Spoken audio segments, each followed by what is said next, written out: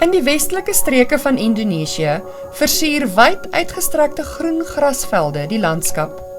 Baie mense het van die stad af hierheen verhuis om op die tee- en rubberplantasies te werk. Hulle het gekom om 'n beter lewe te vind, maar hulle het nuwe uitdagings ervaar met hulle lewensomstandighede.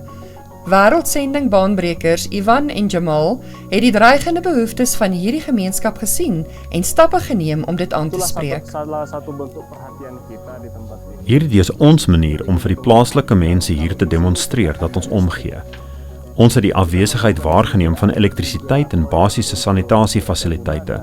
Ons het aksie geneem en voorspraak gemaak vir elektrische installasies deur besprekings met regeringsverteenwoordigers. Loof God, hulle het nou toegang tot krag. Ons het ook toilette opgerig, wat die vorige gebrek aan sodanige fasiliteite aangespreek het.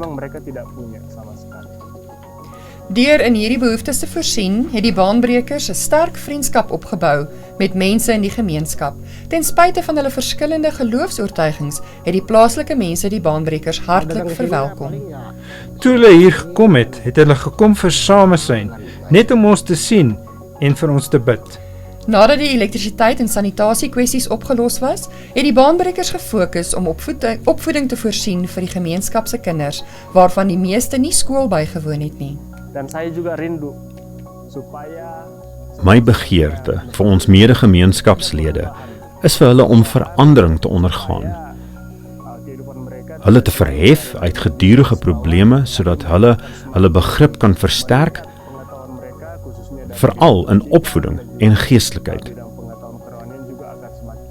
Dit is my hoop dat ten minste 1 of 2 individue standvastige diensknegte van God uit hierdie plek sal voortkom. Die baanbrekers se liefde, barmhartigheid en toewyding om hierdie gemeenskap te dien, het 'n positiewe impak gehad op die kinders en hulle ouers. My kinders wag met verwagting vir die oomblikke wanneer hulle saam met meneer Jamal en meneer Ivan kan ontmoet. Hulle opregte barmhartigheid en hartlike warm geaardhede word diep deur my kinders ondervind, veral deur die vriendelike en aanmoedigende woorde wat hulle deel gedurende hulle interaksies met die kinders hier.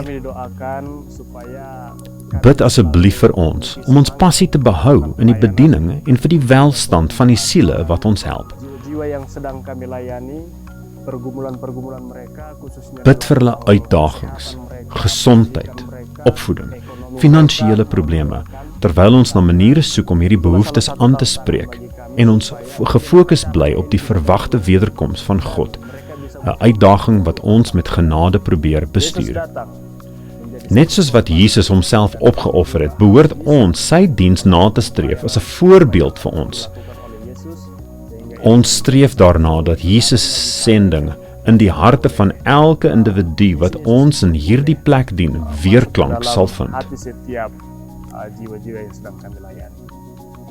Dankie dat u wêreldsending baanbrekers soos Ivan en Jamal ondersteun, wie Jesus opofferend dien in hulle hoekies van die wêreld.